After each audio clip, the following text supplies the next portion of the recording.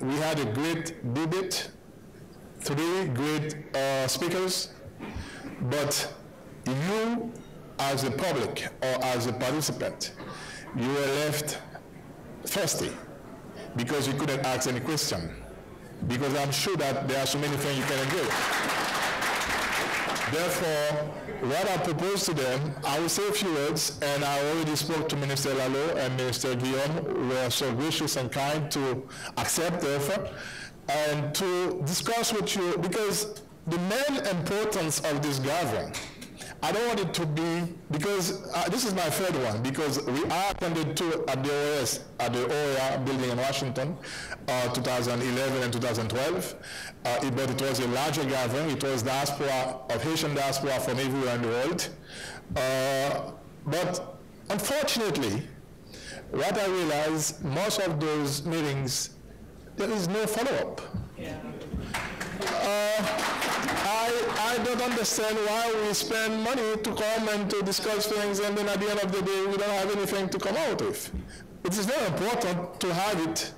And what I believe, since I was looking at the plan or at the things Minister Lalo presented, and I was told yesterday Minister Guillaume put forward a very good presentation, a very good plan of the Minister of the Ministry of Haitian Living Abroad to work with you.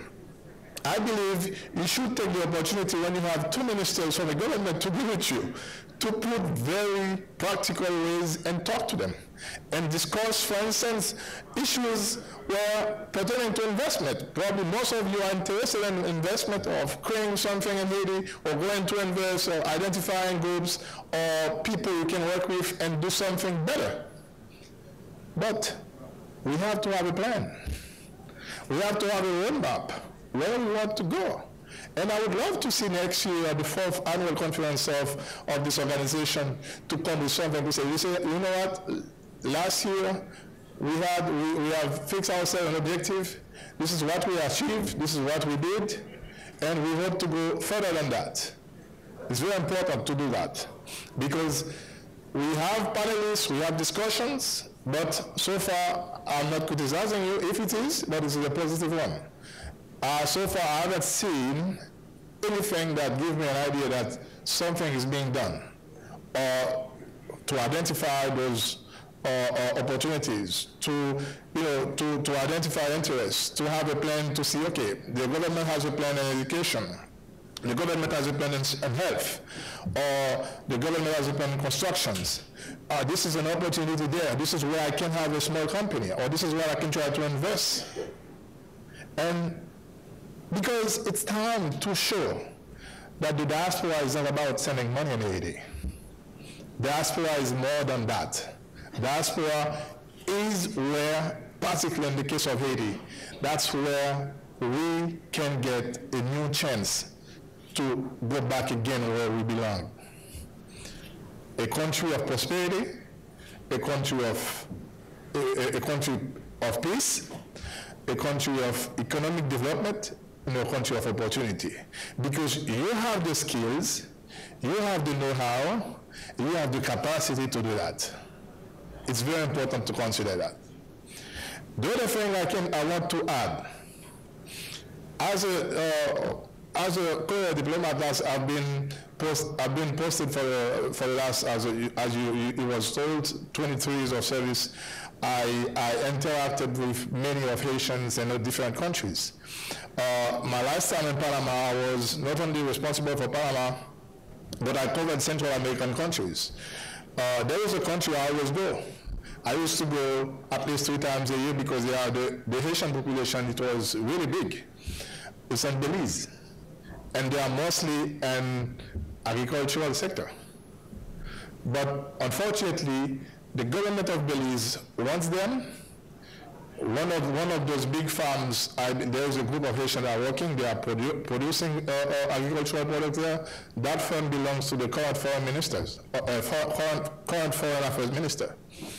And they're always telling good things about this group of Haitians in there, because they are workaholic, they work hard. So they contribute very well to the national economy of Belize. But sometimes when I meet them, they always say something, we don't have credit, we don't have money. Because the government invited us here, we come here, we are trying to have a bilateral agreement with them, or just to have like a worker program things, but it's not working now. But they're still there, they need credit. It's probably a good opportunity to think about that, or other places.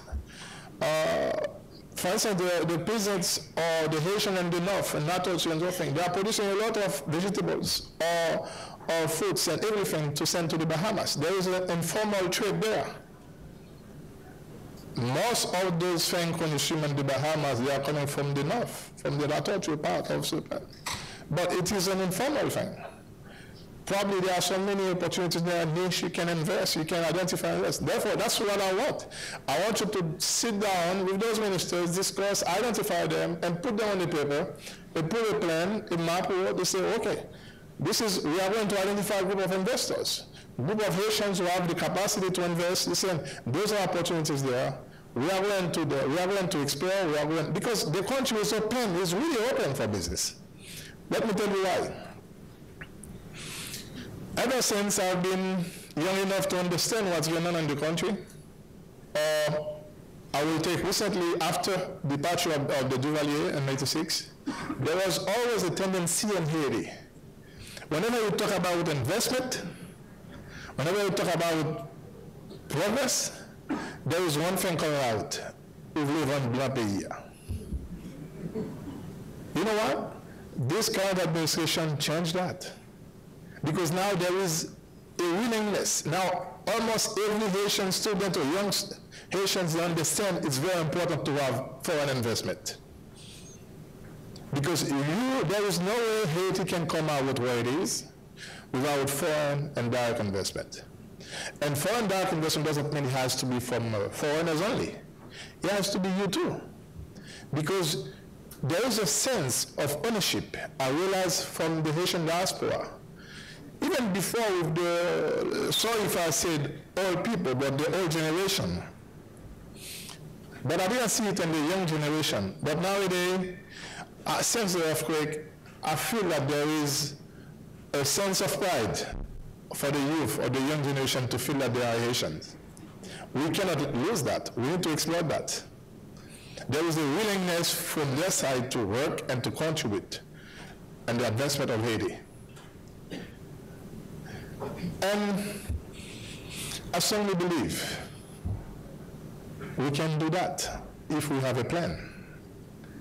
Minister Guillaume presented something, Minister Lalo presented something. Probably, I'm sure as minister they can speak even for other ministers, the tourism sector. We have a minister who's doing a great job, that Haiti has been put back on the touristic map. Those are areas we need to discuss, we need to exploit.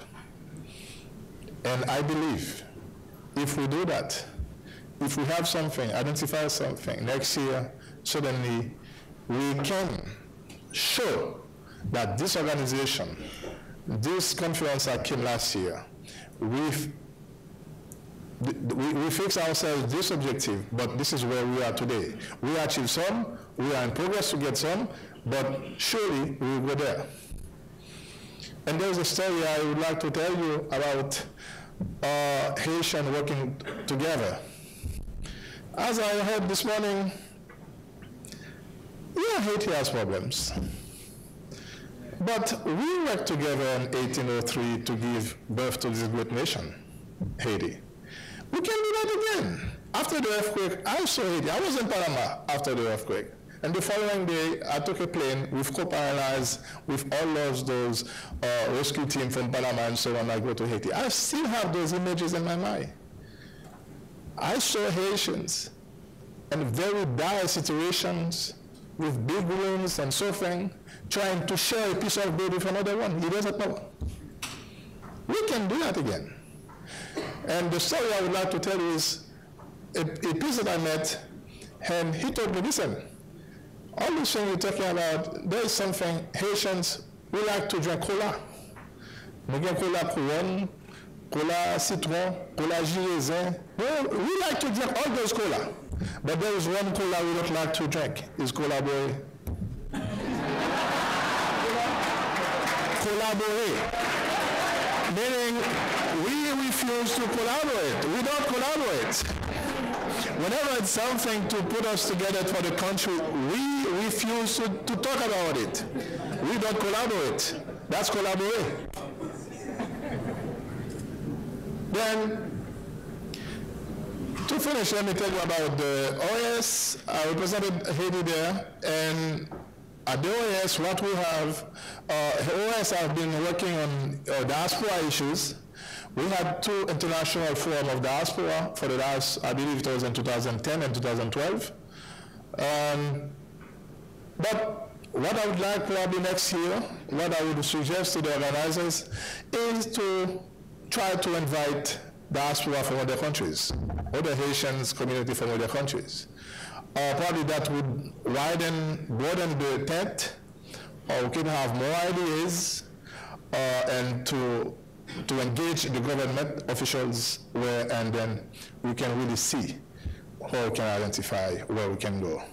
For instance, there is something that comes to my mind, Caracol Park. It's a big achievement. But so far, I don't think there are a lot of investment there. Probably your sectors, your group, your firms, your businesses, they can't even think about going to Caracol. And there are certain things you can produce in Haiti. Remember what Mr. Allo said? You can export those things to the United States free of charge. There is no tax, no custom fees. Why don't we take advantage of that? We can take advantage of that. Not only we are going to empower our brothers and sisters, but we're going to depend only on remittances, but you will give them again a sense of dignity because they are working. This is what we're looking for. And we believe you can do that happen. You can make it happen.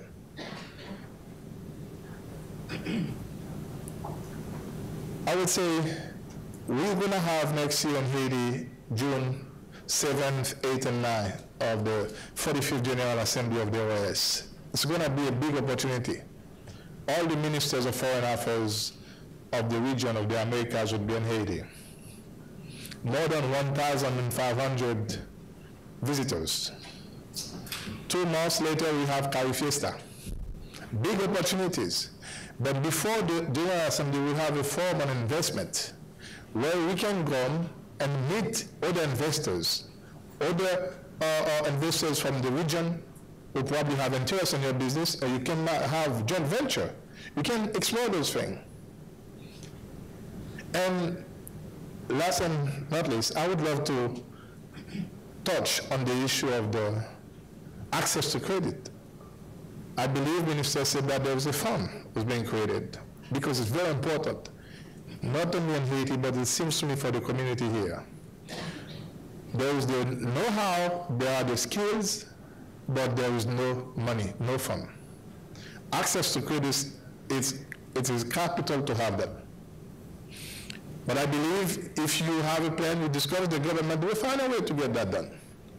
And currently, I believe there is a law before the Congress. They are trying to create the funds to encourage investment in Haiti. But I was speaking to a Republican, he said that he used to say, we don't have majority. I saw him the other day, I said, now you have the majority? Talk to me. I believe those things are they're possible to create for you to have more opportunities to have funds and to come with your programs, your plans to see, this is what I want to do. But this is what I want to do, where's the money? And you can see the money. To finish, I will say that it was really glad to be with you. I really learned a lot, and I was struck by very young fellows I saw with big dreams. And when I saw them yesterday, I remember, I said, wow, if I could go back to that age again to have those opportunities. But Haiti counts on you. Haiti is yours. It's not others. It's yours. We can make it happen. Haiti can go back the way it used to be. Let us put our hands together to restore the dignity of this nation. Just only look at the citadel to see what we had. to see in that age, to build that thing, those guys, they had vision. Why can't we make it reality now? What we can continue on this path? Please, let us talk about it. Since I told you I'd invited Minister Lalo and Mr. Guillaume, and you didn't have time to ask questions, engage them, let us talk, let us have a fair conversation, take the rest of my time, and do that. And it was a pleasure to be with you, and I'll be back again. Take care.